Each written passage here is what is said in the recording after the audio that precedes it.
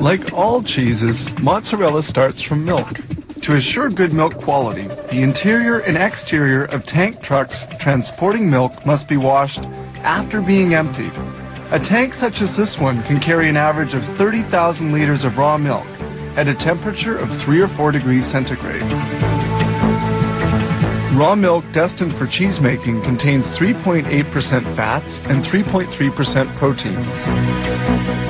They store the milk and whey, a milk byproduct, in these immense silos, each with a capacity of 225,000 liters. This milk separator extracts surplus cream to adjust the percentage of fat according to the type of cheese to be made. Fabrication begins with this tank, which feeds the pasteurizer. Pasteurization sterilizes beverages which can easily ferment. Milk samples are drawn off to precisely determine their milk fat and protein content. Tests are carried out in this laboratory where they impose controls. These test tubes contain milk samples which will undergo microbiological analysis. Milk quality must be impeccable.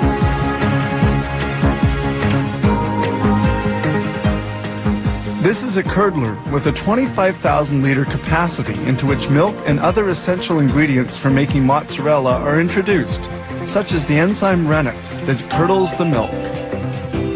This mix must be well stirred and cooked. The agitators are used to cut the whey into little lumps. This step takes about 30 minutes. The temperature of the tanks depends on the type of cheese they're making. Agitators continue stirring the milk. Once cooking is done, the whey is pumped onto tables to be drained. It stays there for about 25 minutes. The solid and the liquid are now well separated.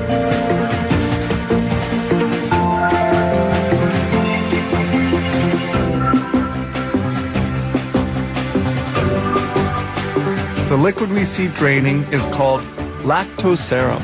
The lactose serum will be concentrated and transformed into milk byproducts.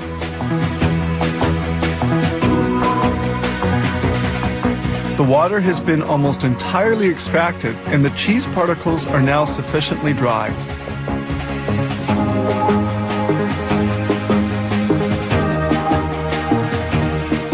This large automated blade then moves cheese particles towards the next step.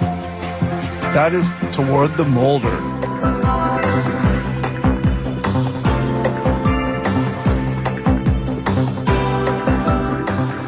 In the molder, the cheese is cut up before being carried to the cooker, the final processing step.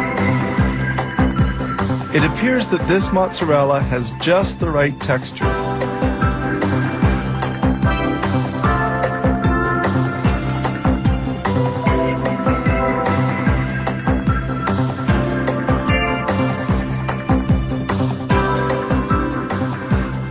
The cheese finally arrives at the molder, which will give it the proper shape.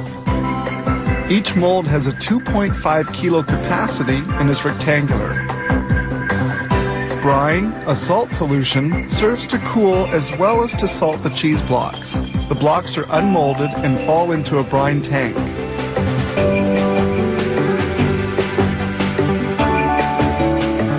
Following on, the cheese blocks will remain in another brine solution for a while.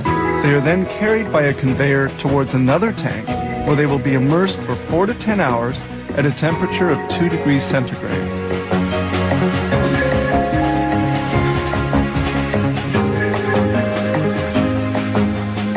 Sprays of brine remove the foam which forms at the surface of the tank. The 30,000 liters of milk that we saw coming in by truck at the beginning have enabled them to produce some 1,400 blocks of cheese in only 8 to 12 hours. The cheese blocks are finally vacuum packed, ready for shipment.